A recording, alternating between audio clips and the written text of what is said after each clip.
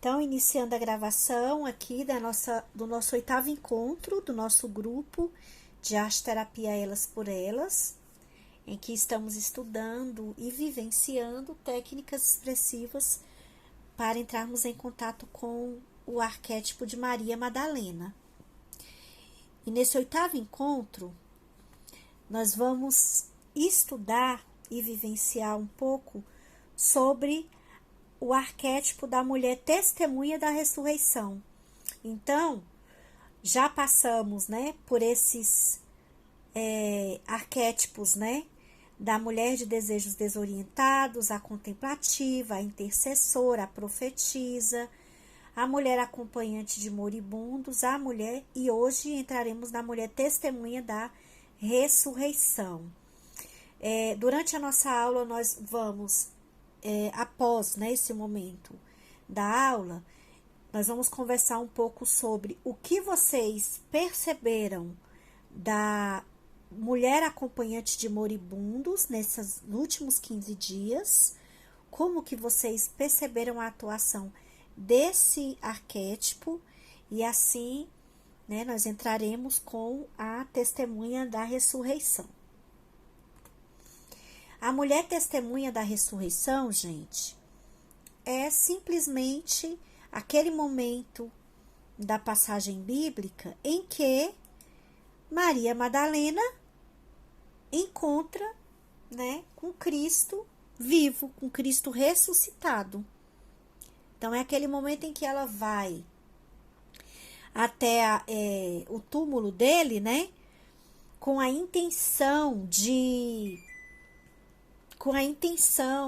de passar o perfume no corpo dele, de preparar o corpo dele. Quando ela chega lá, ela se depara com o túmulo vazio. Vocês lembram dessa passagem, O túmulo vazio, e aí ela fica eufórica e de repente ele aparece para ela. Então, essa aí é o sexto arquétipo, segundo Jean-Yves Leloup, o sexto arquétipo, que é o da mulher testemunha da ressurreição.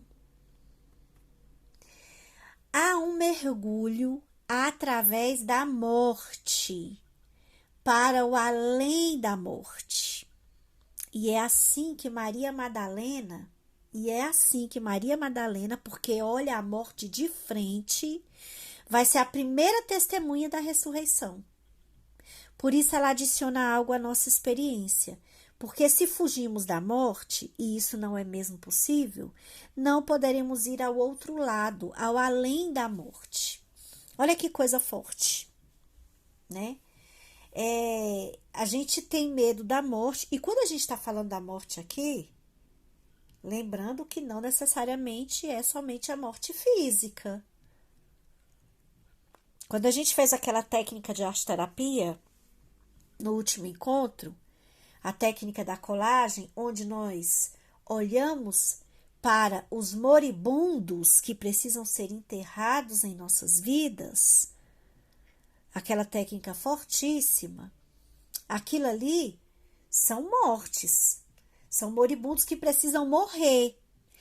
Então, falar da morte, gente, a gente não pode se limitar aqui e falar de uma morte somente física.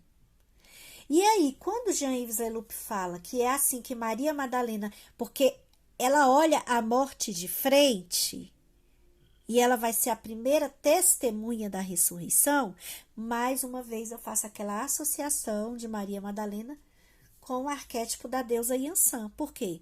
Porque Yansan é a deusa que olha para a morte de frente.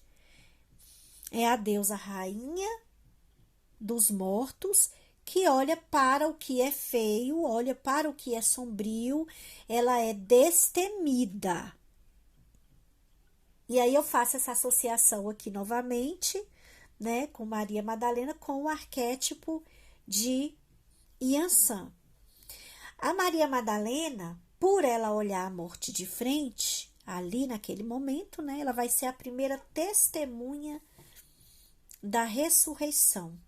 E aí eu fico perguntando, quais as ressurreições, eu pergunto para vocês, quais as ressurreições que estão prestes a acontecer em nossas vidas, que nós seremos a primeira testemunha. Olha que forte isso. Qual é a ressurreição que está prestes a acontecer na nossa vida, que nós vamos ser a primeira a testemunhar.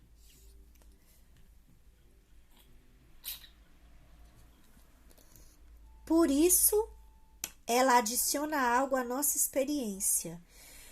Porque se fugimos da morte, ou seja, se fugimos daquilo que precisa morrer em nossas vidas, se fugimos disso, nós não vamos poder ir para o outro lado.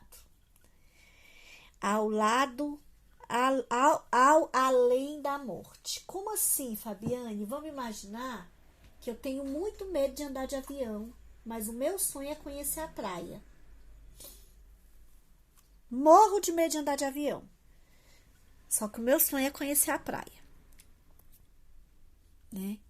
E aí, para que eu possa entrar no avião, eu vou ter que vencer isso. Esse medo representa uma morte. Esse medo que eu tenho do avião representa uma morte. Né? Então, eu passo por essa morte, eu encaro esse medo que eu tenho do avião, entro no avião, faço uma linda viagem e consigo chegar até a praia. Então, e consigo chegar até outro país, porque falar de praia a gente fala, a gente pode ir de ônibus, a gente pode ir de carro, tá? Então vamos imaginar, o meu sonho é conhecer o Egito e eu só consigo chegar ao Egito se for de avião. E eu tenho muito medo, ok, eu venci o medo, eu venci essa morte. E aí eu consegui vencer e cheguei até o Egito. Ou seja, eu fui ao além da morte. Eu fui ao além do medo. Eu fui ao além daquilo que precisava morrer em mim, que era o medo. Então, o que precisa morrer na minha vida para que eu possa ir além? Eu preciso olhar para a morte disso para que eu possa ir além. Se eu tenho pavor, ou se eu tenho, sei lá, resistência de lidar com o dinheiro, de lidar com a administração financeira, como é que eu vou ter mais dinheiro, como é que eu vou ter mais prosperidade se eu não deixo isso morrer? Esse medo, essa falta de administração. Entende? Leloup vem nos dizer também que trata-se de aceitar o nosso ego para ir além do ego. Trata-se de aceitar o nosso ser mortal para irmos além do nosso ser mortal. Porque é no fundo desta experiência mortal que podemos entrar na contemplação do que é imortal. Então, eu tenho que aceitar meu ego para eu ir além do ego. Eu tenho que aceitar minhas máscaras, minhas personas. Eu tenho que aceitar minha sombra. Eu tenho que aceitar para que eu possa ir além disso. Sabe? Para que eu possa ir além disso. Para poder entrar nessa contemplação do que é imortal. Só um momentinho. Próximo. Mas quando nós falamos da ressurreição, referimos-nos à palavra grega que significa entrar na dimensão de si mesmo, entrar na dimensão incriada do nosso ser. Uau! Olha só, quando nós falamos da ressurreição, referimos-nos à palavra grega que significa entrar na dimensão de si mesmo. Se eu terminar uma parceria, se eu precisar encerrar uma parceria de trabalho, se eu precisar encerrar um relacionamento, se eu precisar encerrar um projeto, eu preciso entrar na dimensão de mim mesma, de si mesma, claro. Eu preciso entrar para que outra coisa possa ressurgir. ressurgir. Entendeu? Ó, esse conceito está expresso na palavra do Buda, que nos diz: se não existisse em nós um não feito, não criado, não produzido, não haveria saída para o que em nós é feito, criado e composto. Aqui não é um ponto, ali é uma vírgula. Assim, no ser humano, há este apelo a uma realidade que é incriada e eterna, gente. A gente precisa dessa realidade que é incriada e eterna. E o que se chama de vida eterna não é a vida depois da morte, mas é a vida antes, durante e depois da morte, e que é eterna. Olha a profundidade disso aqui. O que se chama de vida eterna não é a vida depois da morte, mas a vida antes. Nós já estamos numa vida eterna. Nós viemos de uma vida eterna. Antes de nascer aqui, nós já viemos de uma vida eterna. Nesse momento, nós já estamos numa vida eterna. E depois que a gente morrer, a gente ainda vai continuar numa vida eterna. Né? E aí, quando ele fala aqui, há um apelo, há este apelo, há uma realidade que é incriada e eterna. Uma realidade que é incriada. A gente precisa disso, sabe por quê? Porque quando a gente olha para essa realidade que é incriada e eterna, a gente passa pelo processo de ressuscitar. De ressuscitar. Maria Madalena tinha essa consciência dessa realidade incriada e eterna. O próprio fato, né, dela querer cuidar de Cristo, do corpo, dela ter esse zelo, ela tinha uma consciência de que existe uma realidade que é eterna. Vocês não acham isso?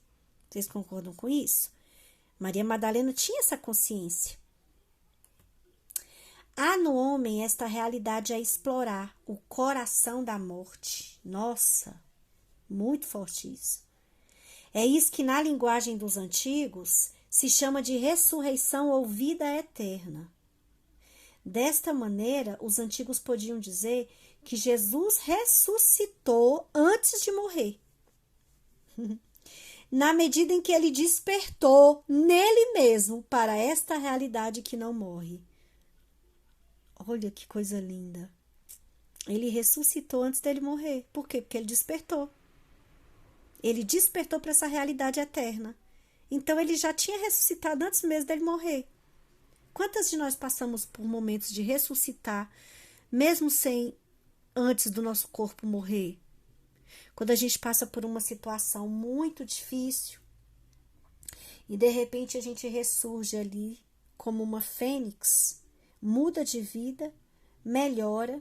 E aí por isso, gente, a gente precisa ter compaixão, como a gente iniciou a nossa meditação de hoje, compaixão pelos nossos processos e estender essa compaixão por outra pessoa, mas a gente precisa ter compaixão e a gente precisa, sobretudo, revisitar as nossas experiências que nos trouxeram despertar. Quanto mais a gente visitar as nossas experiências que nos trouxeram esse estado de despertar, que nos trouxeram esses momentos de ressuscitar, mais força a gente terá para seguir. E a gente fica com mania de ou se aprisiona no sofrimento do passado ou se aprisiona num sofrimento do futuro que nem existe ainda. Ao invés da gente olhar para o passado e falar assim, caramba, eu venci uma depressão, eu venci uma doença, eu venci um relacionamento tóxico. E assim, quando a gente desperta, a gente vai para essa realidade que nunca morre, assim como Cristo. É muito lindo isso. essa frase, né? Que os antigos podiam dizer que Jesus ressuscitou antes de morrer. Maria Madalena vai entrar nesta realidade. Que realidade? A realidade que não morre, tá? Ela vai ser a testemunha da ressurreição, ao mesmo tempo no exterior e no interior. E por isso, quando ela encontra Jesus no jardim, Jesus lhe diz: não me retenha. Não me retenha nesse espaço-tempo. Não me leve novamente para o domínio do conhecido. Esta experiência que você está fazendo, não a procure explicar agora. Não a faça entrar nas categorias habituais da consciência. Caramba, como a gente vivencia coisa que a consciência não tem condições de entender, hein, gente? E a gente está querendo reter. Quantos milagres acontecem em nossas vidas, hein, gente? E a gente fica retendo. Por quê? Porque a gente fica querendo compreender. A gente fica querendo compreender. A gente fica querendo trazer para a consciência. E aí Cristo, lembra daquele slide, até a Betânia trouxe umas falas muito legais das ataduras. Acho que a Eliane falou também alguma coisa, Eliane Oliveira, aquela faixa de... foi lá de Lázaro que a gente conversou, não foi? Das ataduras, alguma coisa assim, né? E de se aprisionar, né? Eu vejo isso aqui como aquele exemplo lá que a gente estudou de Lázaro. Quando Cristo diz, não me retenha, ou seja, olha, não me retenha nesse espaço-tempo. Peraí, você não vai me compreender nessa vidinha aqui da Terra. É outra história aqui, é algo muito elevado. E aí, quanto mais presas nós ficamos ao racional, a querer compreender, a categorizar, como o Leloup fala aqui, né? Não a faça entrar nas categorias, a categorizar nossas experiências. Quanto mais a gente quiser categorizar com a consciência, mais distante a gente fica dos milagres que já nos aconteceram e nos acontecem. Vocês concordam com isso? Que tem coisa que a gente nunca vai explicar.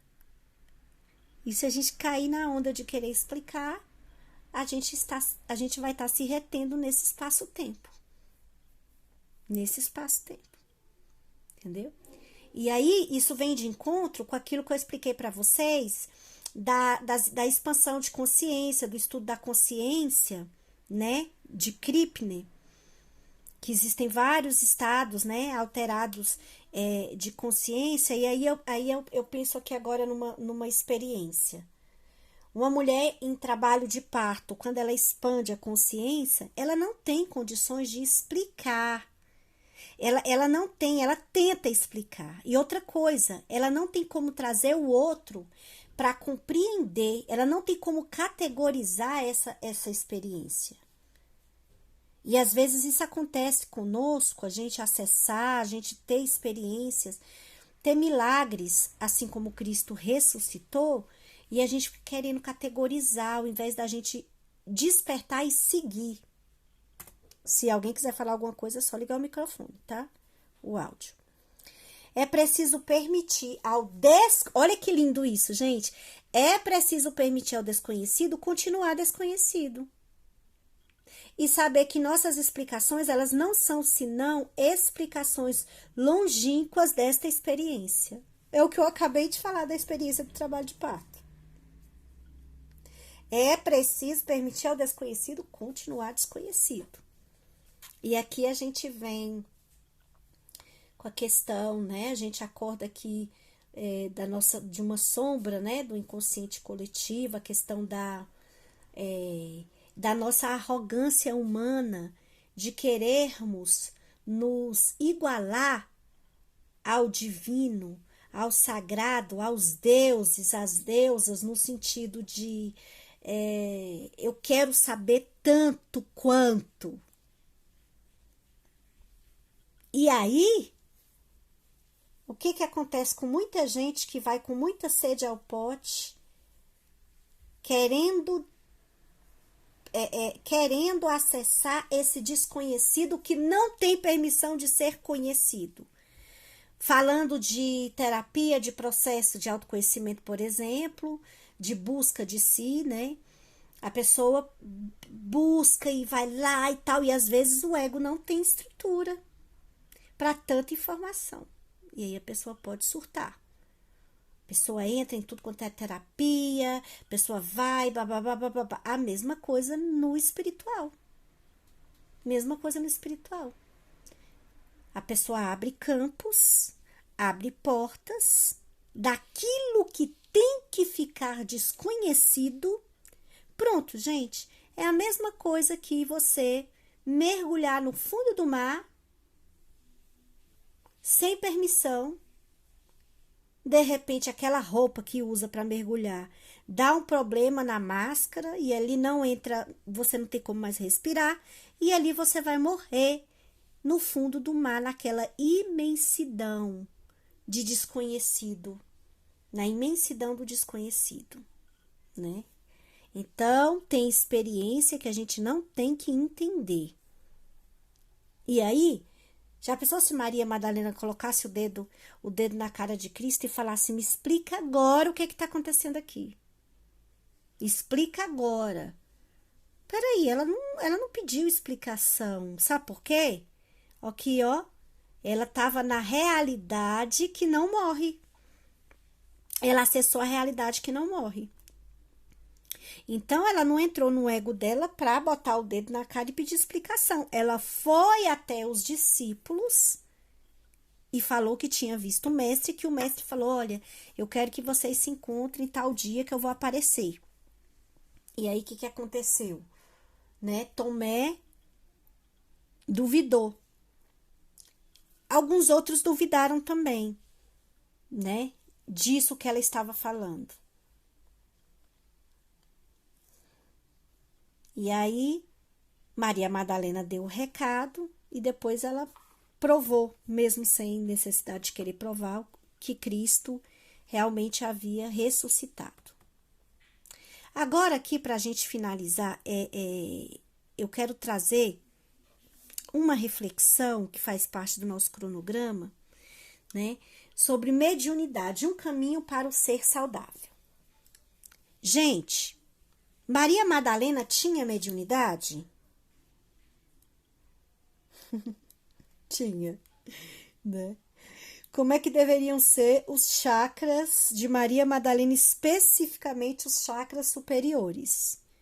Deviam ser bem expandidos, deviam vibrar uma luz, né, muito pura para ela, pelas experiências que ela passou. Então, nesse momento, ela enxerga Cristo. Então, ela tem uma mediunidade ostensiva, ela tem ali uma vidência, né? Ela tem ali, né, uma clarividência, uma clareaudiência, enfim, ela tem ali uma mediunidade ostensiva. Então, nós estamos diante de uma mulher que tem uma mediunidade, que tem uma sensibilidade espiritual. E aí, Madalena... Só um minutinho. A Betânia falou que ia entrar 8h30, são 8h31. Verifica se ela tá pedindo para entrar. Deixa eu ver aqui, então. Eu vou ter que colocar isso aqui menor.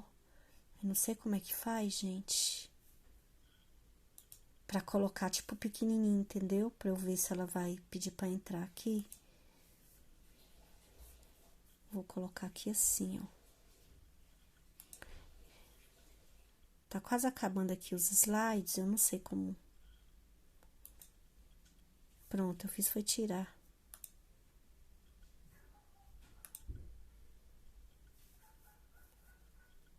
Tô tentando colocar grandão e não consigo.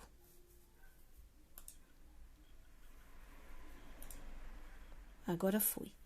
Ó. Eliane, você consegue mandar uma mensagem aí pro grupo? Pra ela? Consigo. Só fala pra ela que antes dela entrar, ela... Porque eu tô olhando aqui, ela não entrou.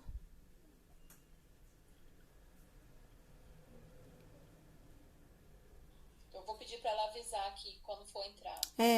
Por favor.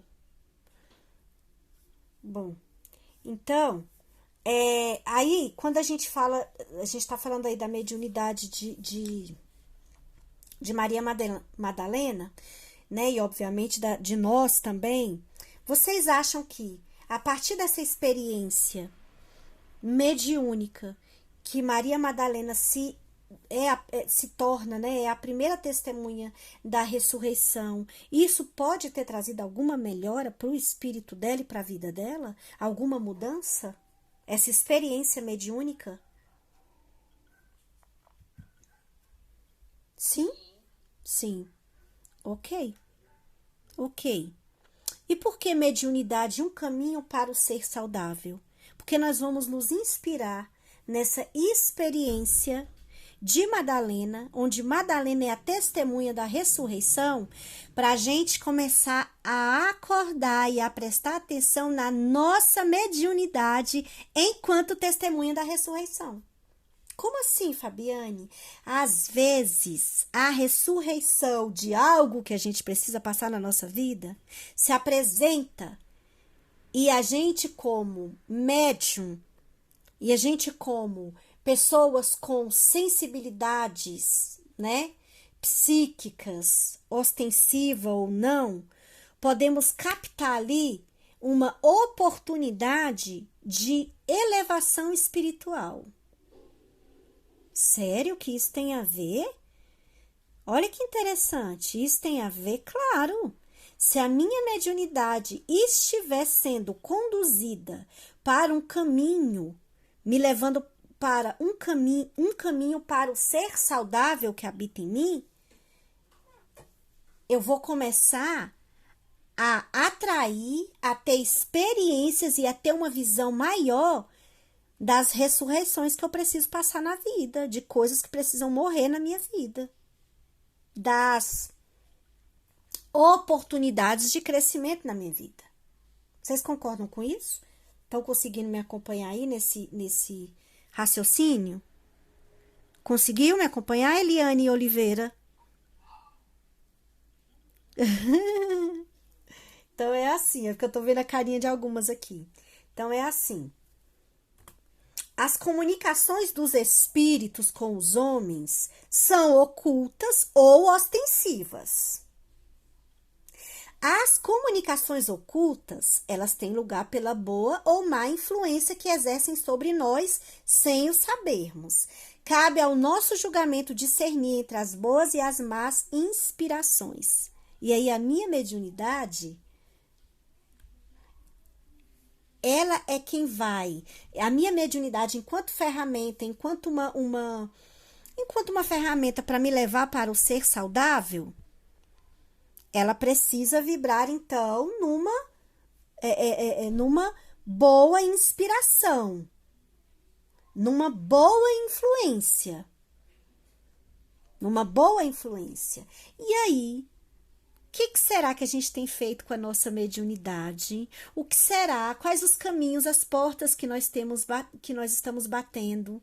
Portas de sentimentos, portas de falas, de amizades, o que estamos fazendo com o nosso corpo? Estamos nutrindo o nosso corpo com o que é bom ou com o que não é bom? Existe vício ou não existe vício? Que tipo de espírito nós estamos atraindo? Que tipo de energia? Que tipo de comunicação que nós estamos atraindo? Para Maria Madalena ser uma testemunha da ressurreição, eu acredito que ela nutria uma mediunidade que levava ela para um ser saudável. Eu acredito que ela nutria comunicações de boa influência, né? É o que eu acredito, tá? A expansão da consciência envolve a ampliação das percepções sobre si mesmo e em relação ao universo. Através dela, uma pessoa deixa de viver no modo automático e abre seus olhos para entender seus sentimentos, para emoções e as reações que eles geram em seus pensamentos e comportamentos. Então, assim, aí aqui vem falar sobre a expansão da consciência. E a mediunidade, ela traz essa ampliação da nossa percepção sobre nós e sobre o universo também. A mediunidade faz isso. Tira a gente do automático. Estamos diante de um arquétipo, gente, Maria Madalena, que faz a gente olhar, que nos convida a olhar para a mediunidade. E aí eu trago para vocês aqui o CID-10, né, do Código Internacional de Doenças, o item, né, F44.3, recebeu esse diagnóstico, o que significa? Estados de transe e possessão. Configura como diagnóstico médico e qualifica o transe patológico da mediunidade como doença, quando o indivíduo não tem controle sobre o fenômeno, ocorrendo de forma involuntária e não desejada, mas não é considerada doença o estado de transe, mediunidade aí é saúde, sob domínio da pessoa em seu contexto cultural ou religioso. Fabiane, como assim? Se eu tiver... Olha só, primeiro, é maravilhoso que a ciência, né, a medicina, a psicologia... E aí, Eliane? Betânia tá tentando entrar agora. Tá, então deixa eu liberar para ela aqui.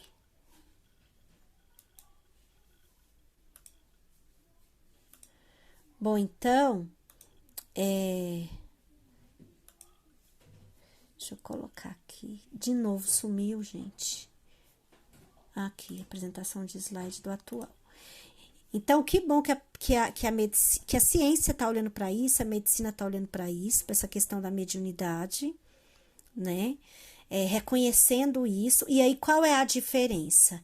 Se eu não estiver num contexto religioso, sabe, ou num contexto cultural, estiver em transe, estiver passando por processo de tô incorporando, tô vendo espírito o tempo inteiro, tô nesse desequilíbrio, isso pode ser qualificado como estados de transe e possessão, como doença que tem que ser tratada com medicamento, com tratamento. Agora, se eu estiver no meu lugar, no meu contexto cultural ou religioso, e estiver tendo essas manifestações, aí a mediunidade é considerada como, é um estado de transe, mas considerada saudável, né?